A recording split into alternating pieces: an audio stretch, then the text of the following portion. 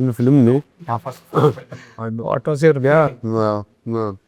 No, I was asking about how this is gonna, like, I was asking about the artist, like how they're gonna perform. I was also curious, like, since it's not the usual love story, is always missing. So I was curious to what are like a true and many director itself, and like, okay, interesting, very track.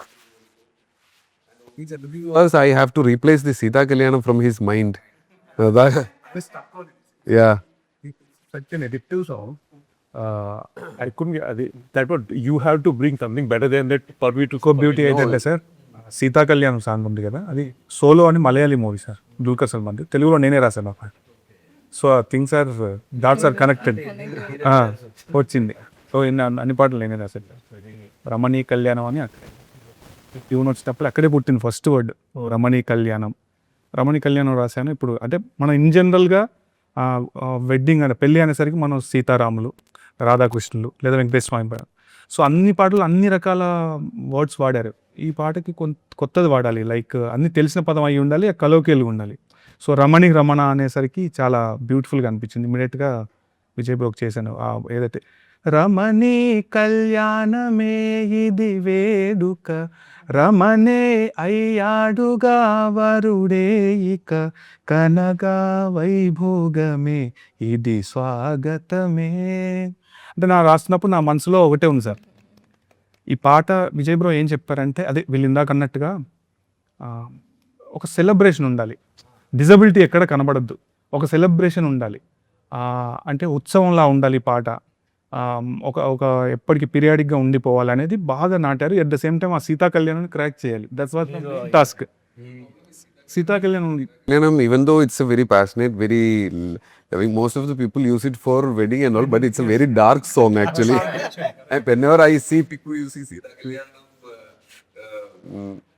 for a very good ceremony and also, I wanted to tell them also. From now you start pushing this song, Ramani Kalyan కూడా వాడతారు sir. బాగుంది అసలు.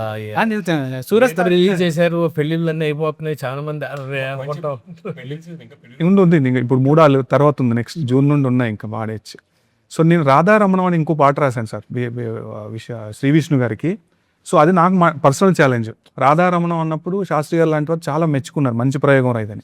So అలాంటి ఒకటి ఇవ్వాలి మళ్ళీ రమణీ కళ్యాణం అనేది. అది ఇమ్మీడియట్గా రాగానే ఐ డిడ్ మై పార్ట్, నాకేదో మంచి దొరికింది. ఇందులో పాటలు కూడా అబ్జర్వ్ చేస్తే సార్, ఇక్కడ చరణంలో రాస్తాను నేను, అడుగై తోడు రానా అడిగిన వెంటనే అని.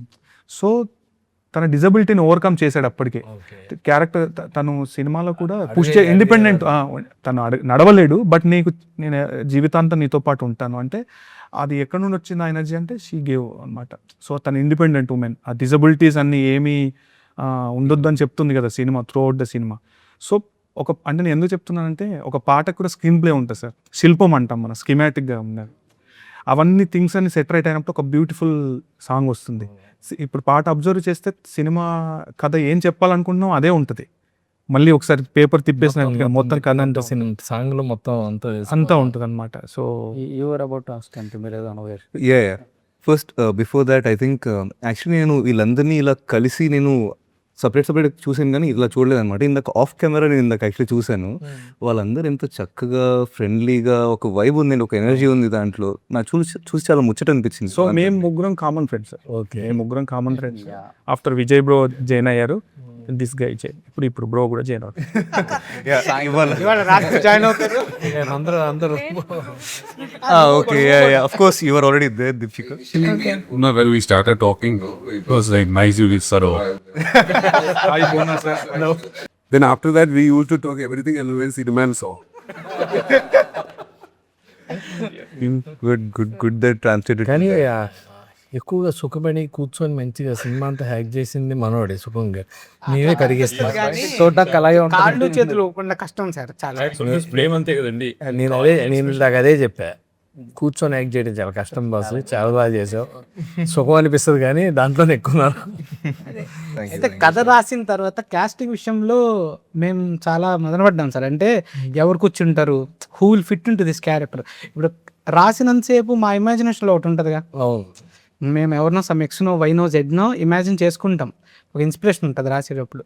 ఆ రాసిన తర్వాత క్యాస్టింగ్ అంటే నేను ఫస్ట్ డే షూట్కి వచ్చాం, మధ్యలో 1-2 days మేము we are on and off, we are not in there in the shoot. మాకు విజయ్ మీద ఉండే అంటే ఎలా డీల్ చేస్తాడు బ్రో ఇది నేను చెప్పేసి అంతా అయిపోయింది. కాపీ చూసిన తర్వాత we felt this character were fit in. అందరూ మీరు అవ్వచ్చు, సూర్య అవ్వచ్చు, దీప్షిక అవ్వచ్చు, ఎవరైనా సరే అసలు వీళ్ళు అంటే టైలర్ మేడ్ క్యారెక్టర్స్ అంటాం కదా, ఎమోషన్. నేను విజయ్తో మొన్న కూడా అంటే యూఎస్లో ఉన్నారు, ఈ పోస్ట్ ప్రొడక్షన్ వర్క్స్లో నేను మిక్సింగ్ అక్కడ ఉన్నప్పుడు నేను సినిమా చూసి అప్పటికే నేను 12th టైము 14th టైము చూస్తున్నాను సినిమా చూసి నేను మళ్ళీ విజయ్ చెప్పాను, క్లైమాక్స్ ఆ కంటతడి పెట్టించిన సినిమా నాకు మళ్ళీ అన్నిసార్లు చూసిన తర్వాత ఇక్కడ ఉన్న వాళ్ళు ఎక్కువ సార్లు విజయ్తో పాటు నేనే ఎక్కువసార్లు చూసాను సినిమా. నాకు స్టిల్ నాకు ఆ ఫీలింగ్ ఇవ్వగలిగింది. దట్ బికాస్ అంటే రాసిన క్యారెక్టర్స్కి ప్రాణం పోసేది ఆర్టిస్టులు కదా, మీ పెర్ఫార్మెన్స్ల మీదే వచ్చింది ఆ ఫీలింగ్ అయితే. స్ట్రేంజ్లీ స్పీకింగ్ అసలు ఫస్ట్ ఇది ఐడియా చెప్పినప్పుడు రాస్తున్నప్పుడు సెల్ఫ్ డౌట్ ఉండింది, యాక్టర్ దొరుకుతాడా అసలు ఈ సినిమాగానే. విజయ్ బ్రోతో కూడా అమ్మ బ్రో చాలా ప్రేమించి ఈ సినిమాని బాగా ఎక్కువ ఎఫర్ట్స్ పెట్టుకుని బాగానే రాస్తున్నాము, it's coming out really well, but actor దొరుకుతాడా మీకు నాకు డౌట్ ఉంది. మీరు యూఎస్ నుంచి వచ్చి స్క్రిప్ట్ అయిపోయిన తర్వాత మీరు యాక్టర్ కోసం తిరిగి దొరకలేదని చెప్పి మళ్ళీ యూఎస్ వెళ్ళిపోతారేమో. కాదు కాదు బ్రో, ఇందులో గమ్మత్ ఏంటనుకుంటున్నారు, స్క్రిప్ట్ అయిపోయిందా ఇమిడియట్ షూటింగ్ వెళ్ళిపోయిన రెడీ అయిపోయారు ఈయన, షూటింగ్ డేట్ పెట్టుకొని కాస్టింగ్ ఎత్తుకారు ఈయన. మేము షాక్, అది ఎట్లా కుదురుతుంది డార్లింగ్, నేను రోజు జగ్గద్దు అసలు ఎలా రాస్తుంది యాక్టర్స్ లేరు అసలు ఈ ఛాలెంజింగ్ రోల్. అంటే ఇప్పుడు కొంచెం చిన్నపాటి డిజబిలిటీ ఉన్న చేయడానికి కూడా చాలా టఫ్ అండి. మామూలుగా యాక్టర్స్ హీరోస్ అవ్వాలనుకున్న చెయ్యరు ఎవరు. నాకు తెలుసు తెలుగులో సినిమాకి యాక్టర్ దొరుకుతారని నేను అనుకోవట్లేదు బ్రో అనే ఉన్నాయి. But thank you bro for playing Raj. But I have to say one more thing. నాకు యాక్చువల్లీ స్క్రిప్ట్ ఇచ్చినప్పుడు ఫస్ట్ ఒక ఇంగ్లీష్ వర్షన్ ఉండే కదా విజయ్ గారి దగ్గర, అది ఎక్కడో చోట ఒక అమెరికనైజ్డ్ వర్షన్ ఆర్ మోర్ అలా ఉండేది. మీరు దాన్ని ట్రాన్స్లేట్ చేసి మన తెలుగు అందాన్ని లేకపోతే మొత్తం అంతా రాసుకున్నారు కదా. నేను చదివాను, script was in state of flow. నేను ఎందుకు ఫ్లో అంటున్నానంటే ఎక్కడ కూడా ఒక డ్రాప్ పాయింట్ కానీ లేకపోతే అరే ఏంట్రా ఇది ఇక్కడ ఇలా ఒక సీన్ మధ్యలో వచ్చిందా లేకపోతే వీడేంటి డైలాగ్ ఇలా ఉందని ఎక్కడ అనిపించలేదు. ఇట్ వాస్ ఫ్లోయింగ్ అనమాట. నేను అదే చెప్పాను, once I read the whole script కదా, it was in such a flow stage sir. నాకు ఎక్కడ కూడా ఇంకోలాగా అనిపించలేదు. I think that's where it's already done over that point అనిపించింది. And thanks to all three of you that you have done that.